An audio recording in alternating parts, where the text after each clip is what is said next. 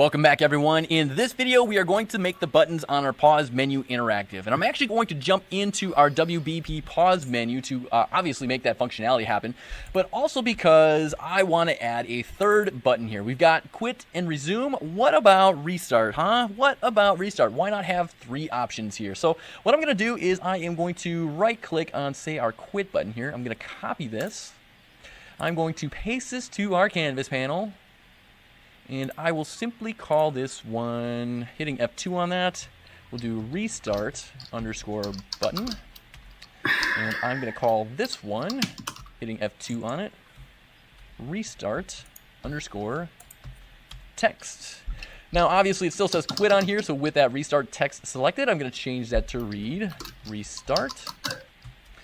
And how about we position it so that quit is along the left-hand side, restart is going to be in the middle, and resume is in, well, actually, let's do resume in the middle and then restart maybe on the far right, something like that, okay?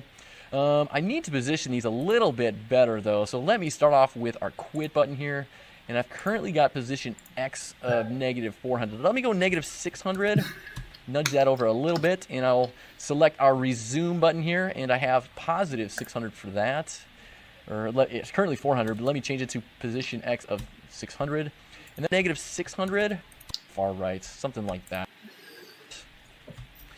And how about we position it so that quit is along the left-hand side, restart is going to be in the middle, and resume is in, well, actually, let's do resume in the middle and then restart maybe on the far right, something like that, okay? I need to position these a little bit better, though, so let me start off with our quit button here, and I've currently got position X of -400. Let me go -600. Nudge that over a little bit, and I'll select our resume button here, and I have +600 for that. It's currently 400, but let me change it to position X of 600. And then with our restart button here, let me see here. I had position X is 600. Let me go, what should we do here? Well, let's go 400 for this and the Y. And then for the X, let's go 0 there, and that will center it up just nice. Okay, so we've got three buttons. Now let's add the functionality. And to shorten up our time of implementation here, I'm going to borrow a little bit from our level complete menu. I'm going to double click on that guy to open them up. Jump on over to our level complete graph. And we've already got quit game and restart game nodes in here. So I'm going to left click. Highlight those nodes right there, hit Control-C, coming back to my pause menu in position X of 600. And then with our restart button here, let me see here. I had position X is 600. Let me go, what should we do here? Well, let's go 400 for this in the Y. And then for the X, let's go 0 there, and that will center it up just nice. Okay, so we've got three buttons. Now let's add the functionality. And to shorten up our time,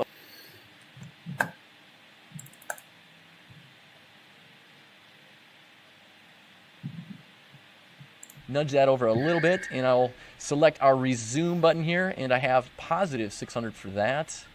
It's currently 400, but let me change it to position X of 600. And then with our restart button here, let me see here. I had position X is 600. Let me go, what should we do here? Well, let's go 400 for this in the Y. And then for the X, let's go 0 there, and that will center it up just nice. Okay, so we've got three buttons. Now let's add the functionality. And to shorten up our time of implementation here, I'm going to borrow a little bit from our level complete menu. I'm going to double click on that guy to open them up. Jump on over to our level complete graph. And we've already got quit game and restart game nodes in here, so I'm going to left click, highlight those nodes right there, hit Control-C, coming back to my pause menu. Let's add the functionality. And to shorten up our time of implementation here, I'm going to borrow a little bit from our level complete menu. I'm going to double click on that guy to open them up. Jump on over to our level complete graph.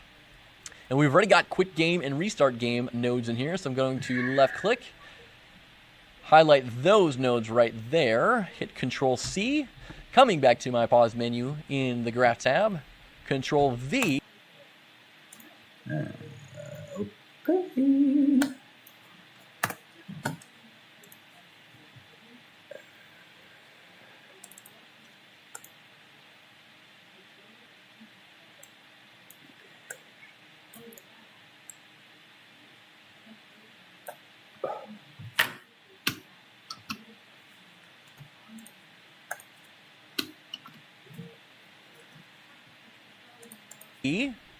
Let's take care of the quit button first. So select the quit button, do on clicked. Of course, it's going to bring that event node towards the bottom. We'll hook that in, left click, C key, quit game. Then we've got restart game. I'll select my restart button, on click, and that will restart our game. Now the new one here is going to be the resume game. So let's select our resume button. We'll do something when we click it. And right off of this, I'm going to bring in a sequence node. Sequence. And I'm going to check the add pin 1 time, 2 times, and let's go another time. I'm going to have 5 things happen when we resume. The first thing that we are going to do is we are going to get player controller. And then I'm going to drag off of this and say cast to our BP player controller, hooking this in like so. And we are going to drag off of the as BP player controller and say is game paused. We're going to talk to that variable. We are going to set it. And we're going to say that when we click that resume button, that this is empty. No, the game is no longer paused. We're going to resume play. Okay, then dragging off of our get player controller as well, we are going to type in set show mouse cursor. And because we are resuming play, we do not want to show the mouse cursor, so leave that blank. Then let's drag another wire off of get player controller and type in set input mode to be game only.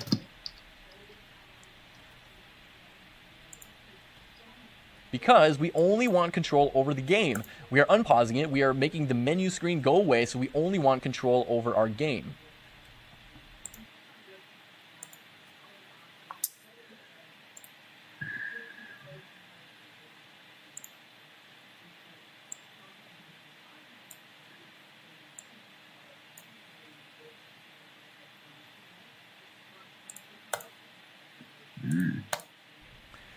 Next, what we are going to do is drag a wire out. Because we are within our WBP pause menu, I can simply do a search for remove from parent. And because we are within our widget blueprint here, I don't have to find a target. Our target is ourselves. This is the thing that we want to remove from the screen. Last but not least, I'm going to drag a wire off of the then for and type in set game paused. And we will leave this unchecked. We want to unpause the game like so. I'll drag a marquee selection around that, tap the C key, and this is going to be resume game. All right, so now we should be able to resume our game by clicking on that resume button or simply pressing the P key. So let's compile and save this and run through all of those different scenarios. Here we go. Play. Level 1. Gonna hit that P key. First thing I'm going to do is I am going to quit. Okay, that works. Play, level 1. Hitting the P key. I'll hit the P key again just to restart it. Okay, you can see my timer is down to 1:14. Hit the P key. Now let's restart. That should restart my timer and everything as well. And you can see it did restart my timer. So I'm going to hit the P key again. I'll hit it again. We're at 113 seconds, so I'll pause it. Now when I resume, I should be back at about 1:11 seconds, right, which is right where I was at before. And there we resume. So that is working as intended. All right, guys, we have a fully functioning end-to-end game. In the next video, we will take a look at how it is all shaping up. We will see you guys in the next one.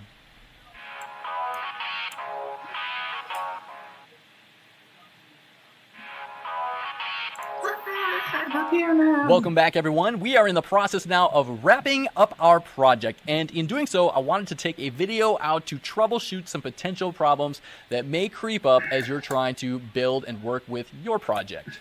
So to get things started here, the first quote-unquote problem that I'm going to point out is a common issue that many people run into when they're first starting out with Unreal, and it confuses many people, and that is when they click the play button and then they use the W, A, S, and D keys. They're like, hey, I can't move around. What is going on? Why can't I take control?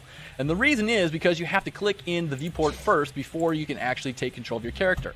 So that's not really a problem, but many people want to know, like, is there a way I can take control of the game without having to click in the viewport first? And the answer is yes, there is.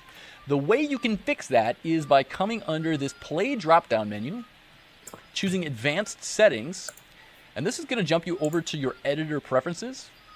And there is an option at the very top here that says Game Gets Mouse Control. You check that guy, then you jump back in and click Play. Now, I'm not even clicking on the viewport window, but as soon as I press WASD, I immediately have control over my...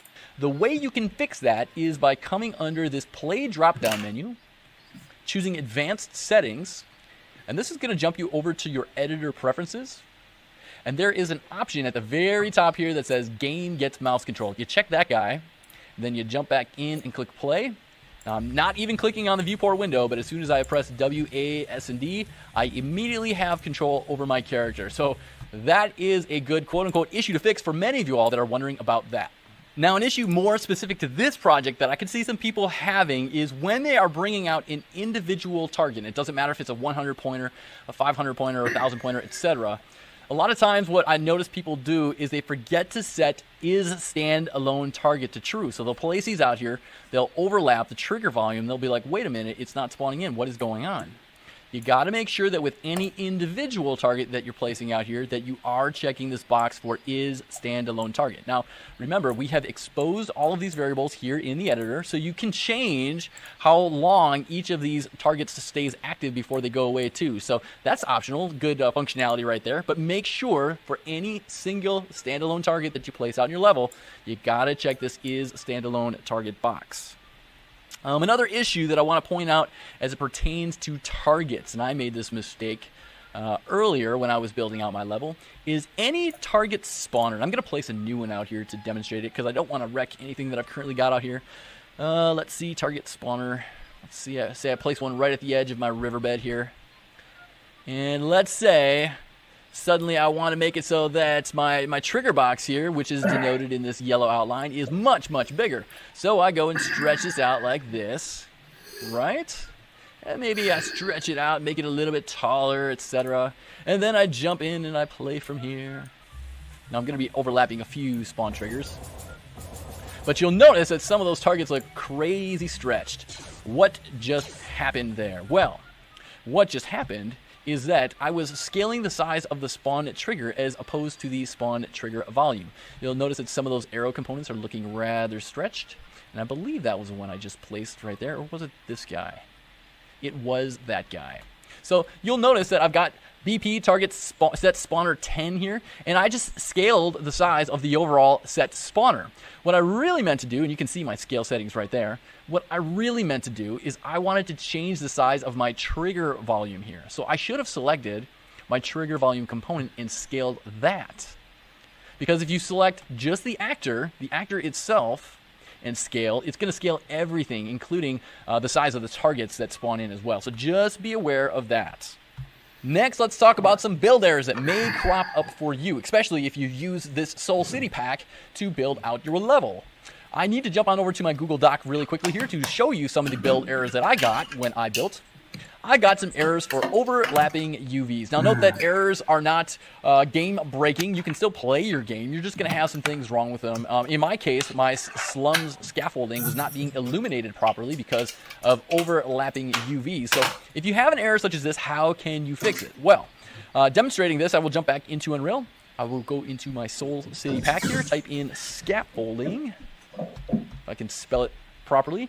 Now I fixed it up for this piece of scaffolding as well as a couple others, but I'm just going to pick one at random here to show you what I did. Along the top toolbar here, you've got this button for UV, and you can select UV channel 0 or UV channel 1. What we can do is actually generate a new light map UV. So to do this, and I will actually do it for this one, I don't think I'm making use of this scaffolding as well. I'm going to go into the details panel. And in this section called LOD0, you've got this little checkbox for Generate Light Map UVs. And if you check that guy, this Apply Changes button will now illuminate. And it's going to say, where would you like to generate these light map UVs? Our destination light map index is going to be index 1, which is essentially that index right here, the one we are currently looking at right here. You can see that there's some overlappage right here. It's not all within this bound. So if I click this Apply Changes, you can now see that it has updated our UV channel 1 to look all, wait, this looks pretty, doesn't it? All nice and organized. Okay, but that is not all that needs to be done here. If we keep scrolling down in the details panel, in the general settings, there is the light map coordinate index. Where is that guy? Light map coordinate index. Make sure that that is 1 as well, if it isn't already. Okay, because up here we were saying destination light map index should be 1, and here we want to make sure that light map coordinate index is also pointing to 1 as well. So now if you save the mesh, and then you build, you should not be getting build errors for that anymore. So that is a way you can fix up some of those overlapping UV issues you may be getting with some of your Soul City scaffolding static meshes. Another error I wanted to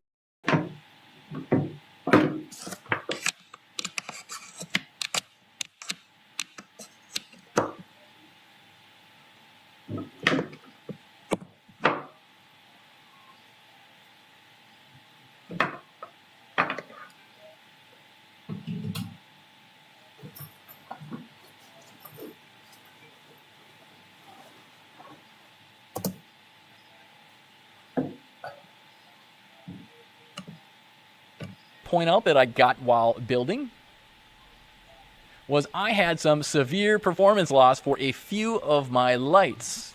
Now, a real quick and easy way to fix some of these issues, saying, you know, severe performance loss, overlapping lights, stuff of that nature, is you can simply select that light. And let me see, I got BP Flickering Light 7, so let me navigate to that guy in my little Flickering Light 7.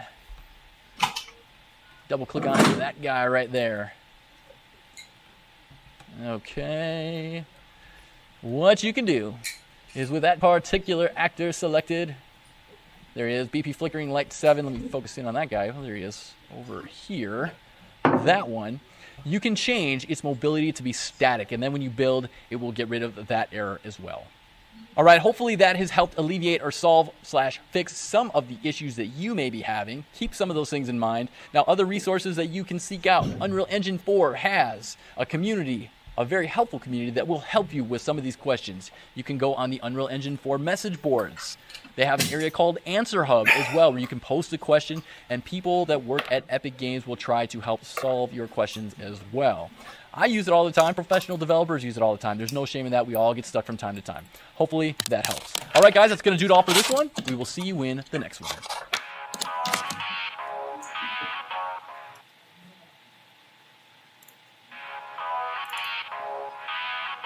All right, welcome back, everyone. We are just about set to put a bow on this project, but before we do, I want to take some time out for reflection and self-evaluation. I want to go through a process known as a project postmortem, where we think about what went right, what went wrong, and what could be changed in the future so that we can do this all better the next time. Now, this project postmortem process is something that a lot of developers go through self-willingly at the end of a project, so they can figure out, hey, we did okay this time out, but how can we be better in the future? Because that's all that really matters. So if you don't believe me, I'd like to direct you to the Google a moment, and a website that a lot of professional developers know about, Gamasutra.com. A lot of times they will post project postmortems up on their website. Here's one from Resident Evil 4.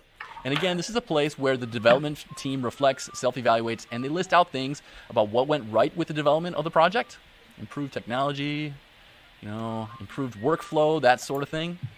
Usually it's about 5 points. In self-evaluation, I want to go through a process known as a project postmortem, where we think about what went right, what went wrong, and what could be changed in the future so that we could do this all better the next time. Now, this project postmortem process is something that a lot of developers go through self-willingly at the end of a project, so they can figure out, hey, we did okay this time out, but how can we be better in the future? Because that's all that really matters. So if you don't believe me, I'd like to direct you to the Google a moment, and a website that a lot of professional developers know about, Gamasutra.com. A lot of times they will post project postmortems up on their website. Here's one from Resident Evil 4.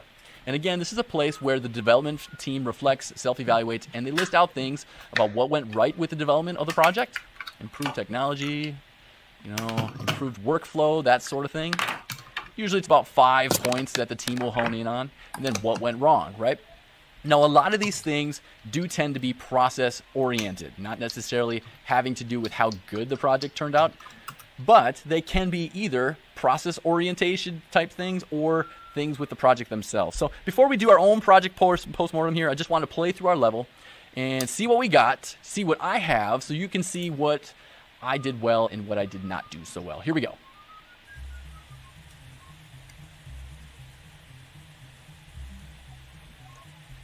Lacking a sound effect on that door. Don't really like that. I find those targets a little bit hard to see sometimes.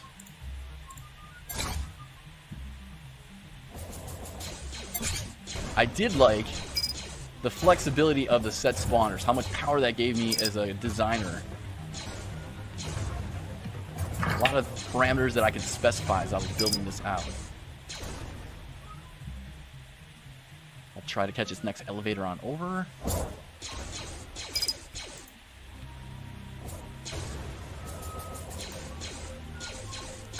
Okay. I do like the rain quite a lot. Again, here's that no sound when I'm opening up the door. I just find those targets a little bit hard to see. I like the flexibility that I built in with some of these fans here, making it so that some of them could spin faster than the others. I can see that some of my lighting here is a little bit too dark. It's just too dark in this section.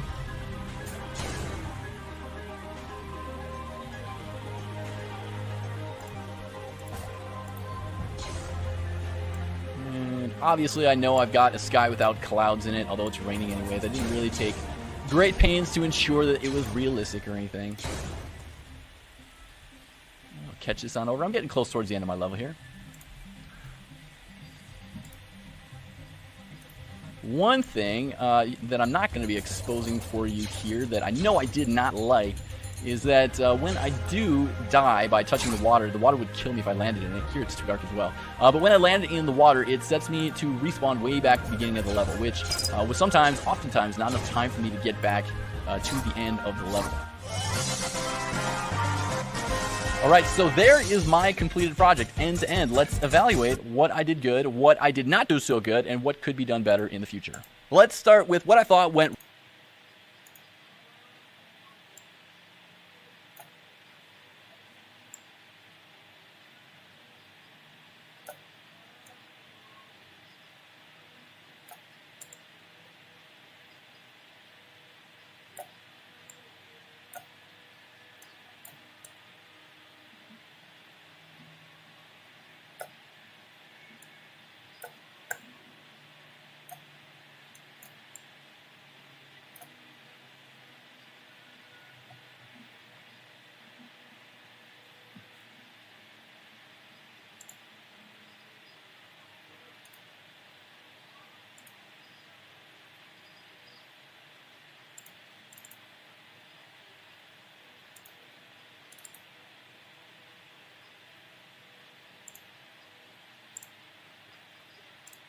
we exposed a lot.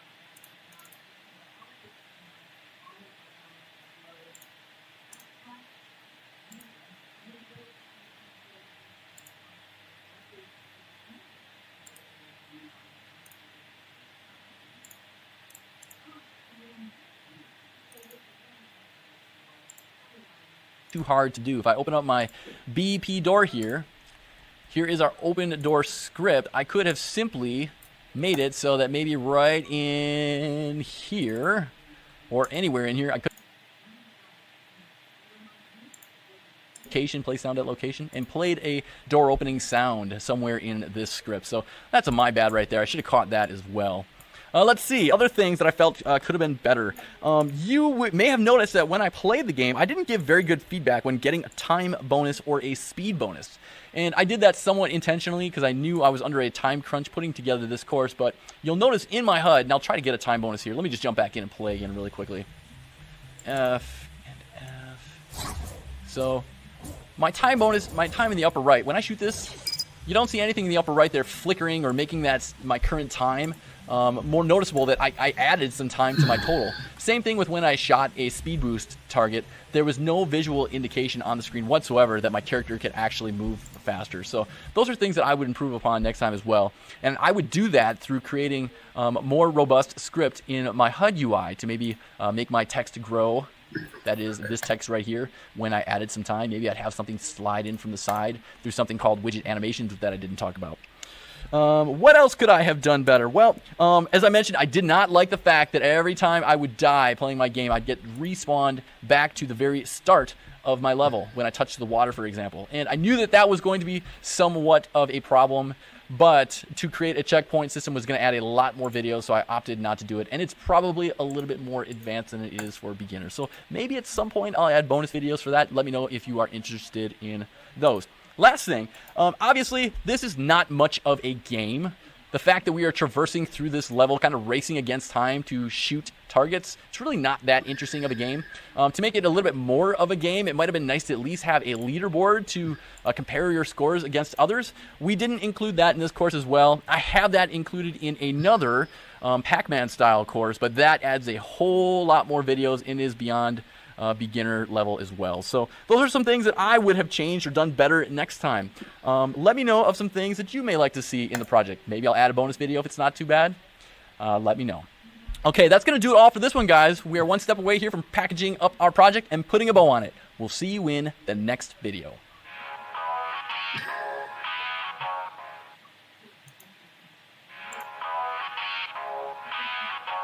Welcome back, everyone. In this video, we are going to show how to package a project into its own executable so that you can distribute your fine work to others so that they can play it on their computers. Now, what is packaging? Well, packaging is a process that ensures that all code and content is up to date and in the proper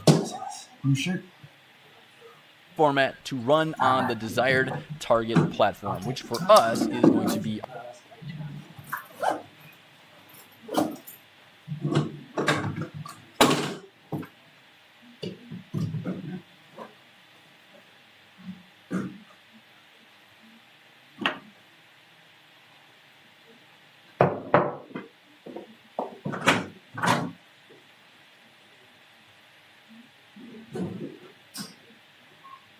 our computers. Now, I am working on a Windows computer, so that is the one that I will be making a package for.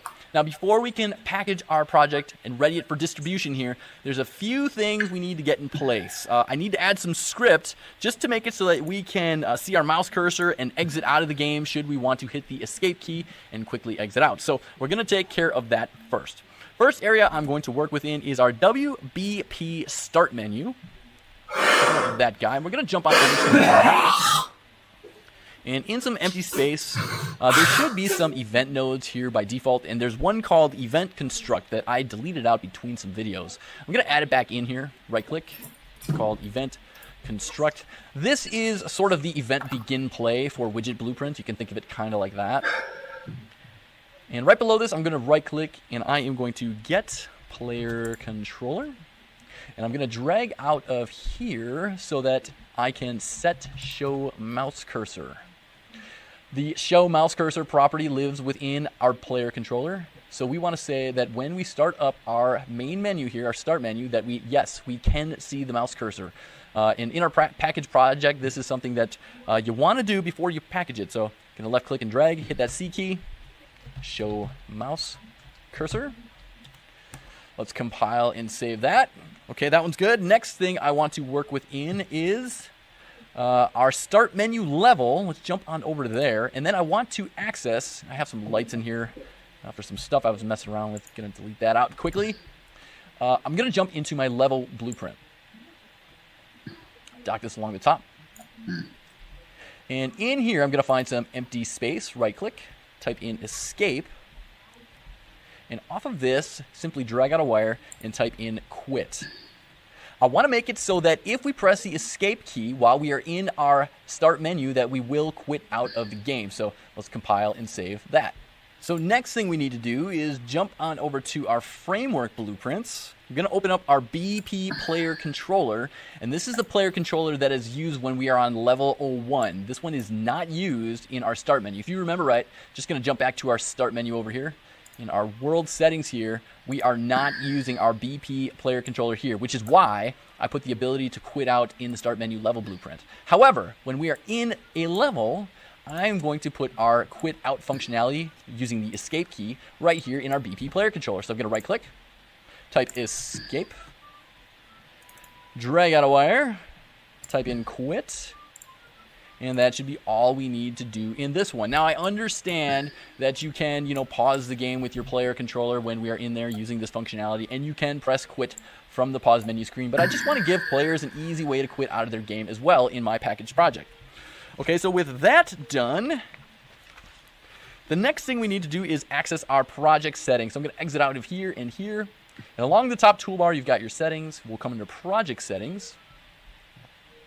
And over in your maps and modes, right over along the left-hand side, you need to set a game default map. Now, this is the map that will open when you open up or you click on your executable for your project that we're about to create. So we want to make sure that this is set to our start menu. We've got our editor startup map, which is the one we're going to default when we open up the editor. The game default map is the map that we default to when we start up our executable project. So make sure you set that to be start menu. Also, just as a quick sanity check, make sure you've got your game instance class set down here to be BP game instance. And then these are my other project map mode settings as well. BP game mode gameplay is my default game mode. This is my default player controller, etc. So make sure those line up. Next thing we need to take care of is jump on over to our packaging settings right over here. And we've got this build configuration option over here that's currently set to be development. I'm going to change this to shipping. Now, what is the difference? Well, when it's set to development, you can access things like console commands, which I didn't talk about in this course at all, but that's basically a way to add some cheats to your game if you need to, or access some information like frames per second, that sort of thing. You can also see any print string nodes printed out to the screen if you are in build configuration development. However, if you are in shipping, you are basically saying, no, my product is ready for the store shelf. I don't want to see any of that stuff. So I'm going to set mine to shipping because, yeah, it's good to go, right? Next thing we need to do is right below this, we need our staging directory. When we package our project, where do we want it to go? I am going to be putting mine on my desktop, but if you click these three buttons, you can determine where you want yours to live. So just for easy access, I may recommend putting it on your desktop as I am. What else we got here? Full rebuild. If enabled, a full rebuild will be enforced. Yes, I think that is a good idea to fully rebuild your project. I would recommend doing so. Next thing we need to do is determine our supported platforms. So next option down over in the project settings. Again, I am working on a Windows machine, so I'm going to uncheck all platforms and uncheck everything here except Windows. With that, cross our fingers here. Hopefully everything should be good to go. Jumping back to our main editor, coming under our file menu. Right down here, we have the option to package our project. And you can see there's an exclamation point next to everything we said was not Windows. But Windows does not have that exclamation point next to it. We can package for Windows 32-bit or 64-bit platform. I have a 64-bit platform. I don't know what you have. Newer computers should be 64-bit, but older Windows platforms, you may want to go 32. I'm going to go 64, and when I click on this, it's going to say, where do you want to package your project? Once again, I'm going to say desktop is just fine. And I'm going to get this little message saying we are packaging the project for Windows 64-bit. Now, this process can take some time depending on how many assets you have in your project. You can show your output log if you want to see what it is all going through at the moment. I am going to pause the video here and come back when this is finished. See you in a little bit. Okay, my project has just finished packaging up, and I got a little notification in the lower right-hand corner of my editor, as well as I heard a sound effect play as well when my project finished packaging. I've since closed out my output log here. It had some legacy warnings dealing with some Soul City assets that were not my problem. I'm not going to worry about those for now, but I am going to jump on out to my desktop, and what I'm looking for is this folder right here called Windows No Editors. If you are looking to distribute your project to friends or family members, send them this whole folder of goods, because inside of here is your project application as well as some other folders. All you need to do to play your project is double click on this. There we see our main menu, and if I was to just simply hit escape from here, it will back right out because we just added that functionality. I'm going to double click again. In order to actually interact with the button, I must click on the screen first. So I'm going to click, choose level 01. Let's give this a quick spin. Have to open. Make sure everything looks like it is working all right. Frame rate seems to be going just fine. And everything seems to be in fine working order. So know that if you want to distribute your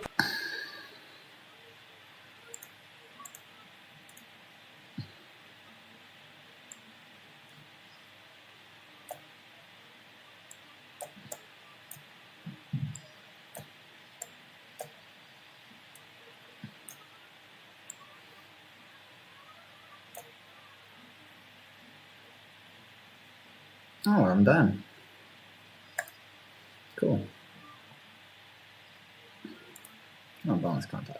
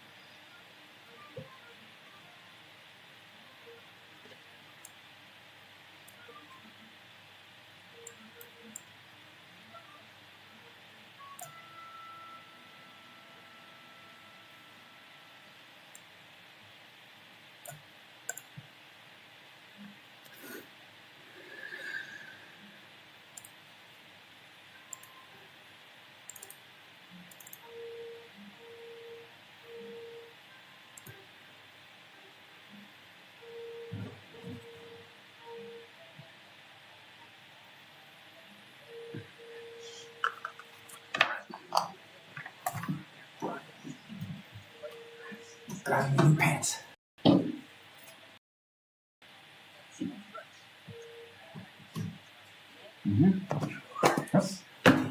Got it. Got the whole thing taken care of. See, got unplugging everything. I'm going for it. I'm right now. See?